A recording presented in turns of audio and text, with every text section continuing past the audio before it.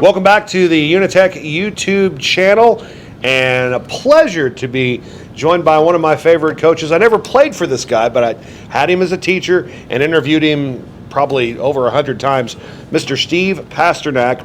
And this interview is brought to you by one of your former players, Brandon Hubbard, who wanted to see you on the hot seat. Well, I appreciate Brandon was a good player for me. He was. And I'll ask you some questions, and you can really talk him up here in a little bit if you want to. First off, how long were you a teacher at North County? I retired with 29 years of service at North County. Okay, so 29 years. I know math, you taught some science as well. I believe I had you for science my freshman year. Yeah. Those are the two areas that I taught in my whole career, and I did some study hall. Of course, that wasn't teaching. Okay. That was just keeping everybody, I guess, under control for an hour a day. So. Right. Yeah. I enjoyed a lot of study halls. I had one at least one a year, if not more. How long did you coach baseball at North County? 22 years. 22 years, and of course 2 state titles. 98 and 2003? 97. 97. Yeah, okay. 2003. 97 and 2003. I'm going to ask you about that in just a little bit. You, of course, now you graduated from North County, but you went to Deloge up until a certain point, right? That's correct. I was in the second graduating class from North County in 1969. Okay. And then after North County, you played baseball on. Tell us about what you did after graduating from North County. Well, I had an opportunity to sign with the Cardinals out of high school, and my mother had my brother whenever I was a senior, kind of unusual, and I went on and had several opportunities to go to college, different places, but I chose to go to Mac for 2 years. Mm-hmm. I knew my folks wouldn't be able to go watch me play if I was playing out of the area. So my dad worked at St. Joe, and then he went to Pittsburgh to play glass. So he didn't miss a day of work. So there'd be no way that he could go to Mizzou or any other places that I had scholarships to. So I played 2 years at Mac and then went to Mizzou. Mm-hmm. And I played there for Hy Simmons. He was a famous coach, and I've got to play my senior year, the last year that he coached, and it's even called Simmons Field, where the baseball field is now. So, and then I was drafted by the Cardinals out of Mizzou. I was their 10th draft pick in '73, and I played 2 years of minor league baseball. Played for the Cardinal organization. Then I went over to the Expo organization briefly, and then finished with the Pirate organization. And then that was in '73 and '74, and I got a coaching job at North County for '75, so I elected not to go back and play in the minor leagues, but to coach baseball at North County. So I actually started teaching in '75. Wow. Now, one of the more famous people you played minor league baseball with was Randy Poffo, but most people know him better as the Macho Man Randy Savage. What was he like? After I signed with the Cardinals, I went to St. Petersburg, and they had a group of players that were drafted, and Poffo was there, and the Cardinals split into 2 teams. They split into it was called the St. Petersburg Cardinals, or the Sarasota Cardinals, mm-hmm. and the Sarasota Redbirds. And even though we had played together and practiced together, but we were in the same clubhouse. I was on the he was on the Redbirds, mm-hmm. and I was on the Cardinal team. So, but I knew him real well, and just a very nice guy. He didn't have all this pumped up muscles, didn't talk like he did later on, and he really was talented. He had hurt himself, and I think taught himself to throw with the opposite arm. And he was a contributing player, but he elected his dad. Angelo Poffo was a wrestler, and I remember him telling us stories about wrestling.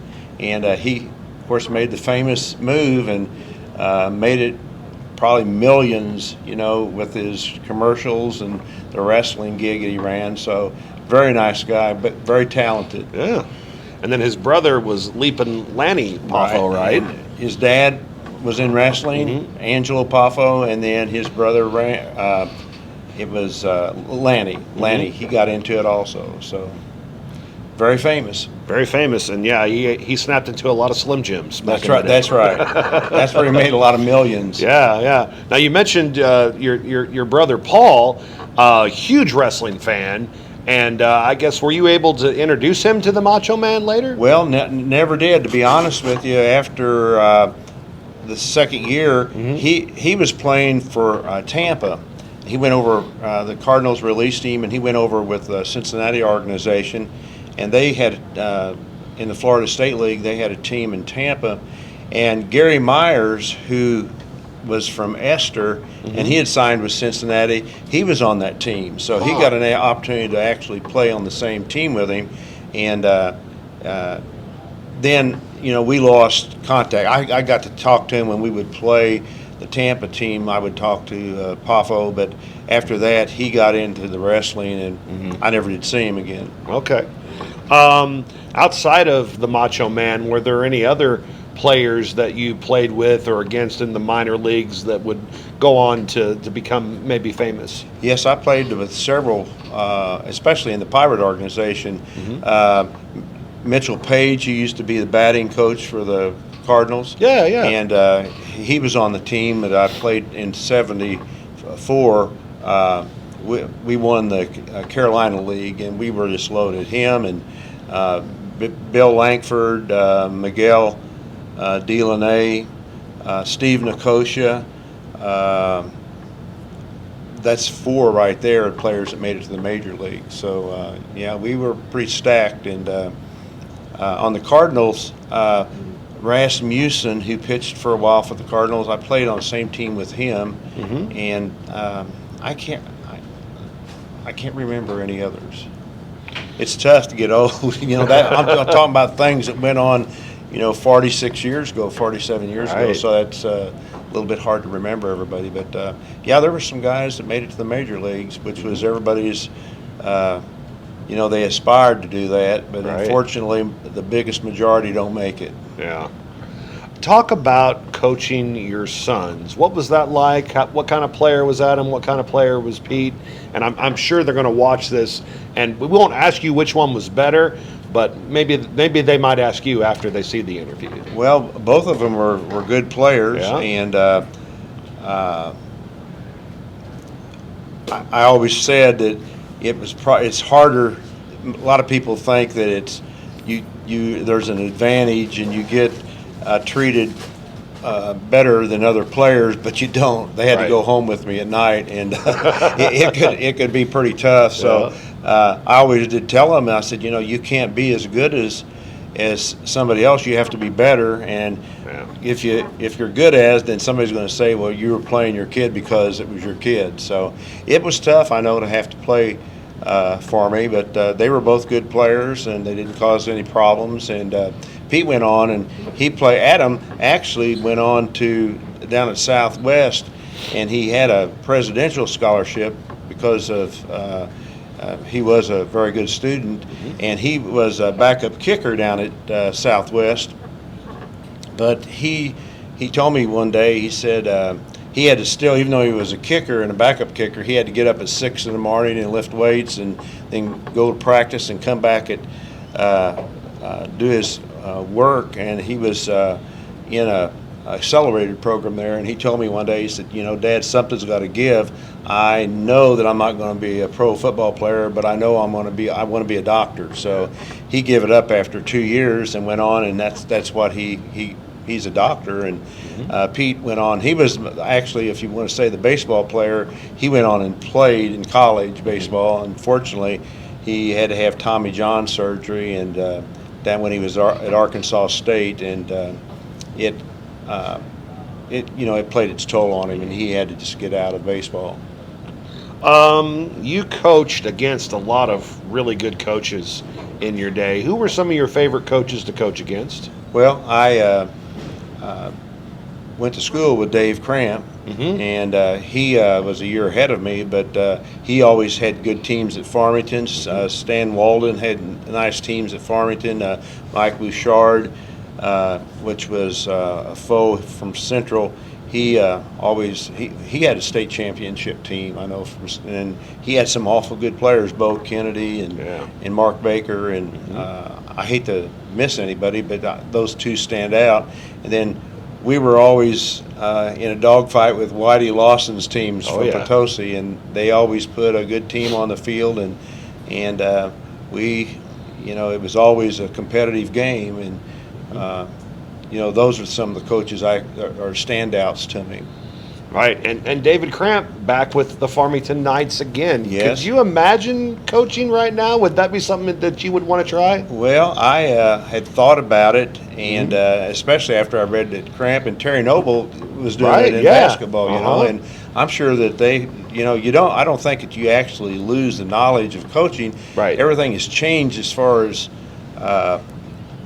I guess, more technical now, where the computer stuff and using cameras, and I don't know if they've taken the fun out of the game at the major league level. It's just everything is just pitch by pitch, and I don't know if I would be good for that, but I think I could still probably. I think it'd be like riding a bicycle. Right. Once you've done it, you could do it again. So I would consider it, but I keep getting older, and I don't know if that helps you. Once you get to be old, you'll think that you'll see what I'm talking about. They kind of think you deserve to be put out to pasture. Now, you mentioned Coach Lawson and Coach Walden. Both of those also coached softball as girls softball came into the mix. Would that be something, or would that have been something that you wanted to try, or what did you think about softball? Well, I love to watch it, and I just never did actually play it, and I never did even consider it because of me not knowing much about softball. But I do love to watch it, and I know we have some awful talented girls.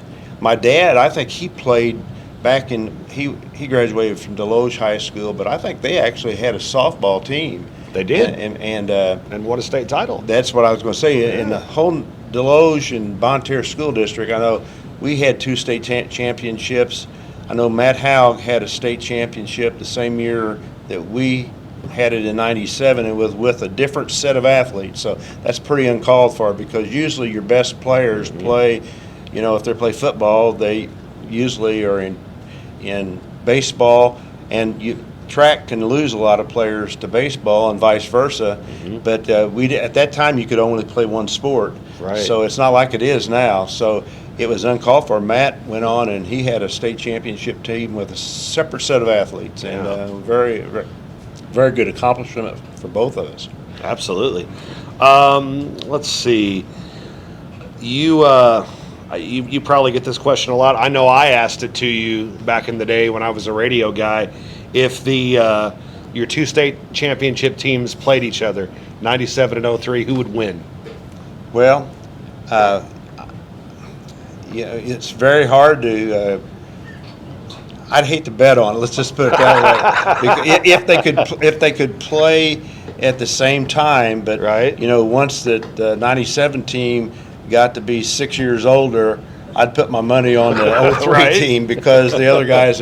But you look at the real lot of similarities. 25-2 was what the '97 team's record was, and 28-3 was the 03 team. So they both were very similar, and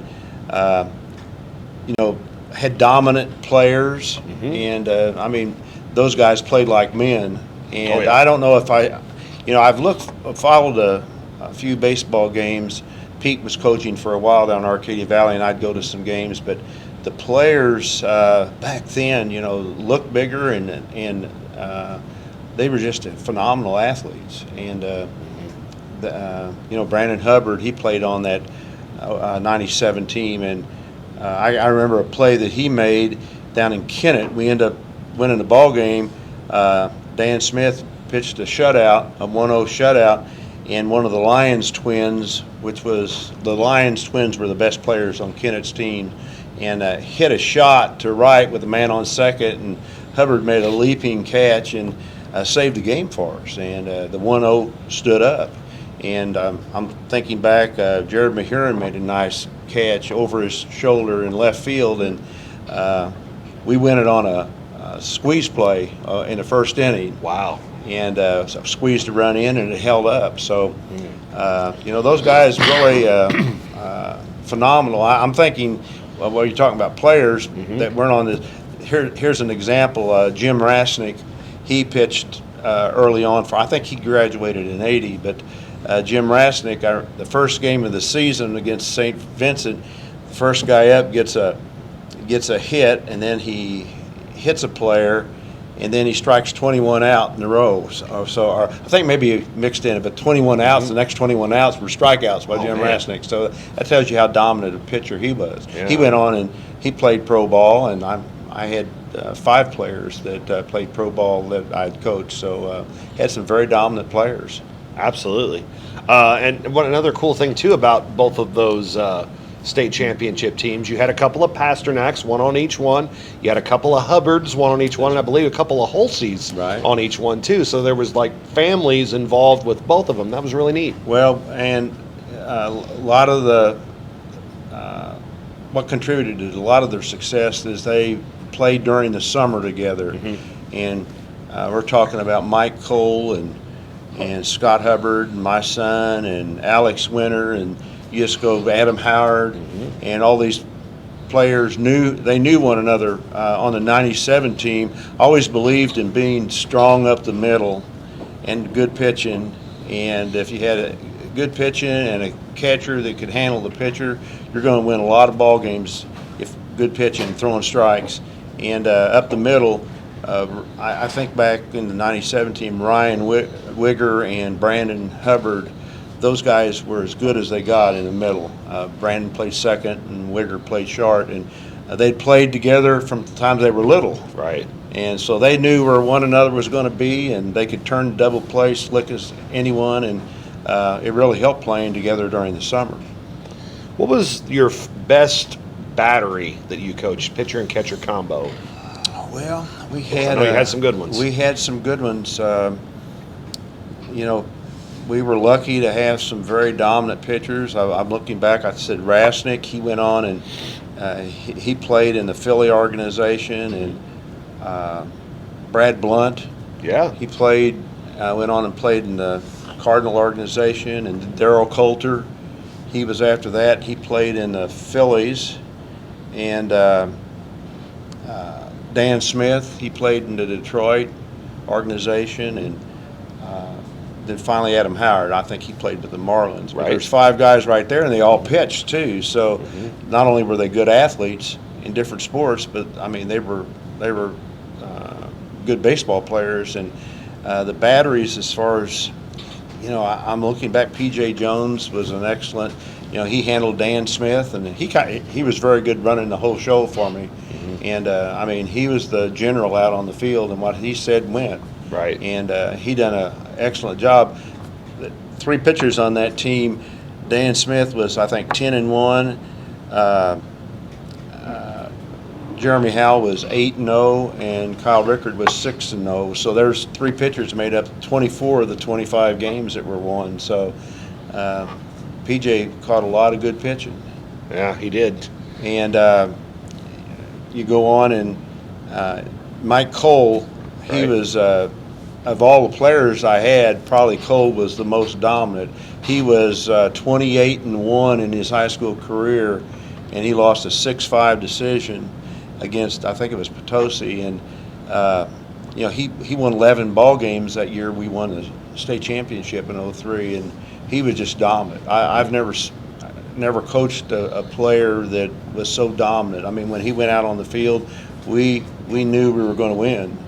And Brandon Robinson caught him, Lucas Halsey caught him, and we were just very, very lucky to have so much pitching talent. During your time at North County, you worked with a lot of great teachers. Who were some of your favorite teachers to work with? Maybe the guys and gals you would sit and have good conversations with at lunch and in between classes? Well, Richard Smith and I are good friends, and we're neighbors also, but Richard and I, we taught side by side because he was a biology teacher, and then Bill Black, he was also a biology teacher, science teacher, and we always had camaraderie off the out of the school, because we fished together and played golf together, and you know, there was a lot of good people. Judy Wilkerson, I remember, was she was there whenever, and I think she might have retired the same year I did, but she was, and early on Jim Sherrill, and that probably was before your time. No, that was before me, yeah. But Jim went on, and he was an administrator over in the Central District, but he was a tennis coach here, and he taught chemistry, and we were always, a story about Jim, he put his dibs in on a national, it was Walt Disney was putting I think it was Disney, had you filled out your school information, they drew, and Jim got out of the whole United States. He won a trip to Disney World, and it was for not only for him and supervisory teachers, but also for I think 15 students from North County, and I was one of the supervisors that got to go on it. But we went to Disney World. We took 15 students from North County to Disney World. Wow. And that was back in early years, and I don't know if you could do that now with the how much liability there is in traveling, but everything was expense paid. We got to fly there, got to stay overnight, and got to go to Disney World for 3 days, and it was a paid trip, and Jim won the thing. So Richard Smith and his wife, my wife Joy, and I went, and Jim and Katie went, and we tried to pick kids that not only were good students, but they needed an opportunity to have an opportunity to go on a trip like that they'd never gone. So that's unusual, but you ask about camaraderie between teachers. I mean, we really had a good trip, and we're good friends. That's great. All right, I'm going to make you think really hard and go back to your childhood. Okay. Favorite elementary teacher from Deloge? Favorite elementary teacher would be Jenny Crabtree. What did she teach? She was my 6th grade elementary teacher. Okay. What was special about her? Well, she was just, first of all, she was athletic. I remember we would play softball, and she could hit the ball out of sight. So she was, I don't want to say a tomboy, but she was very athletic, and she was very stern. I kind of locked horns with her early on, and she made me find out that she was going to win. She knew my father also, so she knew that if I'd got in trouble at school, it was going to be worse when I got home. So, but Miss Crabtree was very good, and she was taught scholastically. Just was a good person. What is a restaurant that you used to enjoy that you wish was still around? Well, it's now a restaurant again, but I used to like to go to Rosner's, the old Rosner's. Right, yeah. And I think it's, I don't know if it's the same type of a restaurant as it used to be, but I guess it's maybe the grandson now has it over to Homestead. So we've gone over there several times, but I used to like the old Rosner's. Okay.